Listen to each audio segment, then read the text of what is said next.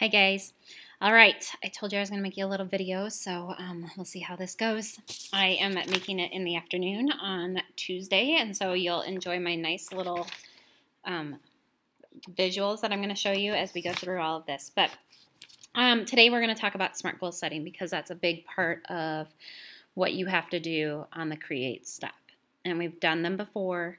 I've walked you through them. I've given you a sheet before when you wrote your fitness goals where you had to go step by step through that without you even realizing that that's what you were doing so that you would be ready to do this when it came time to write SMART goals. So a SMART goal, hopefully this shows up well, here we go, has 5 parts to it. It needs to be specific. So you need to be able to state exactly what your goal is, what you're wanting to meet. It has to be measurable. We have to be able to tell whether or not you achieved it or you didn't. It can be adjustable. We could change it at any time. It has to be realistic, so it's something that you would actually do, and it's a goal that you can actually meet. And it needs to have a time frame. If we have a goal that's very open-ended, then we don't always necessarily meet our goals. But if we give ourselves a time span, then we'll meet them a little bit better. So these are the 5 parts of when you are writing a goal you want to make sure you can check off.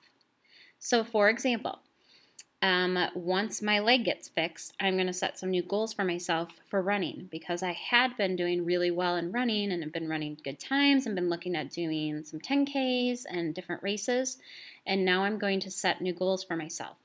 So I may say initially, my goal when I start running is to run 3 miles at a 9-minute pace, and I want to do that with a week into my running. So that's specific. I want to run, measurable, because I want to go 3 miles at a 9-minute pace. I can change it if I need to. If I start feeling yucky and my legs aren't healing as well as I want them to, then I can change it. That is a absolutely realistic time for me to run when I'm coming off of injury. And I told you when I wanted to achieve it by. So that would be a good SMART goal because you would be able to say yes, you did it, or no, you did it. Okay? Today, when you write your goals, you're going to write them based on your health. So not so much fitness, but you're going to pick something based on your health.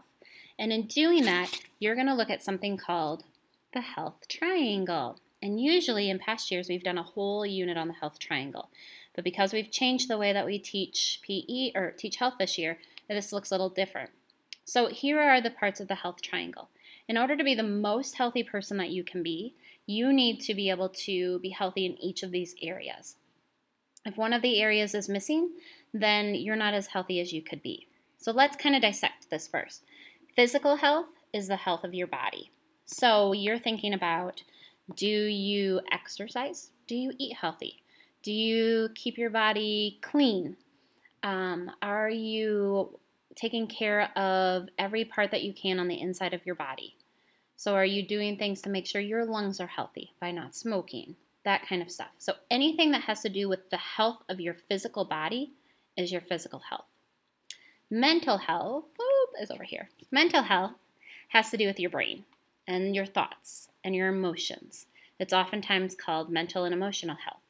This has to do with your feelings. Are you happy more than you're sad? It has to do with your thinking. Do you challenge yourself in your thoughts? Do you try to make yourself smarter? Or are you just content on the way that you are? Let's see, other things it can involve being able to read, like thinking through things and challenging different people's thoughts. All of that kind of stuff falls in here.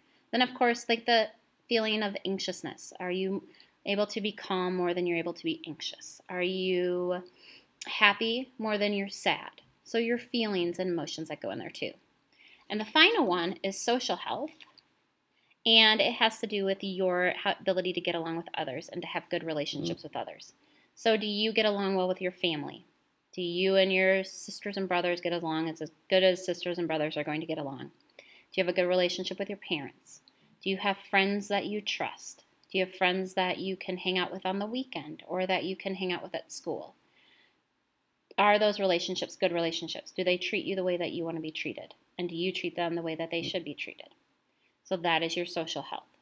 If one of these was missing, then the triangle wouldn't be complete and wouldn't be a triangle. That's why it's shaped like this, and that you want to work as hard as you can to have each part of health be as healthy as it can be. Okay? So today, you're going to write a goal. Let me find it here. And you're going to use the whole goal setting process that we have been using. So in just a little while, I'm going to have you go get this paper from the sub when you're finished watching the video. I want you to start off by assess. So you're going to look at all parts of your health. I want you to think of the good strengths you have for your physical health, your mental health, and your social health, and then any areas of weakness you may have in each of those areas, and write that here. Then you're going to pick one area that is a weakness, just one, that you want to try to work on and improve. It might be hard, but you can choose anything from physical, anything from social, and anything from mental, whichever one you want to work on over the next chunk of time. Then you're going to actually start creating the SMART goal. So you're going to write a short-term goal.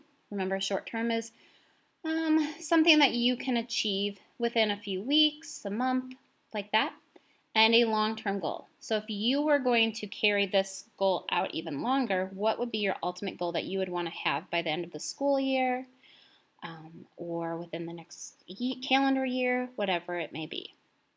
So a long-term goal and then a short-term goal to help you meet that long-term goal. Down here, you're going to talk about how you're going to measure it. Add details, how you're going to track it, that kind of thing for each of your goals. So, are you looking at a certain behavior you're trying to change? Are you going to track the number of happy days that you have as compared to sad days? If you're going to work on your eating, are you going to measure it by how many good meals you have in 1 week? Whatever it may be, you decide. Page 2, which is actually on the back of yours. I just have 2 papers here. Make sure your goal is adjustable so that it can be changed if we need to. So talk about that there. Make sure the goal is realistic. Is this a goal that you can achieve in the set time? Is it something you will actually work to achieve? If it's not and you really don't care about it, then choose a new goal. When do you want to reach your goal by?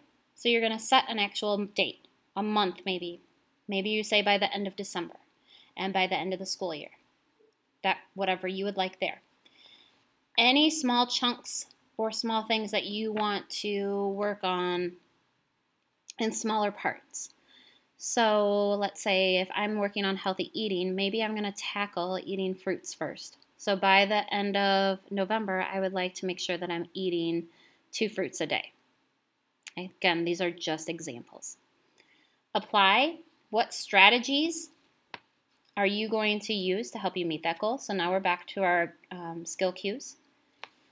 And then you won't be able to reflect or evaluate yet. We will do that later on in the year. But you will be able to talk about how you are going to record and track your progress as you go through your goal setting time. And I want you to be specific about how you're going to do that and make it a way that you're actually going to do. Okay? This does not need to be completed by the end of class. I have set aside time today and tomorrow for you to work on this. We will work on reviewing each other's and helping each other to perfect them then on Thursday. And then we will take a little test over this kind of stuff on Friday. I hope this makes sense. If you have questions, you can email me. I will have my phone with me. If I can check my email at that time, I will and answer your questions. But hopefully it's explanatory enough. We do have a rubric that we will be going over. I'm not even going to show it to you yet. I'll show it to you when I get back on Thursday. So when we're going back and fixing them and making sure they look good, I will show you the rubric so that you can adjust them as how you need to. All right, if you have any further questions, you can Google and go on and look at, there's some great 3 Parts of Health videos that are out there. You can, I will attach a link that has a SMART goal video to Google Classroom, and you can watch that to help you walk through the SMART goal process again if you have questions. But at this point, you're going to shut me off and go get the worksheet from the sub.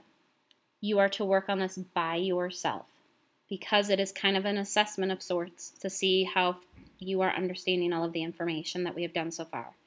So you need to work on it by yourself. You are welcome to put earbuds in and put music on your Chromebook and listen to that while you work, but please don't talk to other people while they try to work on this and get it done. Okay? I hope you understand this. I hope this video worked well. I don't do many of these. I don't like talking to myself on the camera. But we'll go from there. I will see you on Thursday. Have a good day.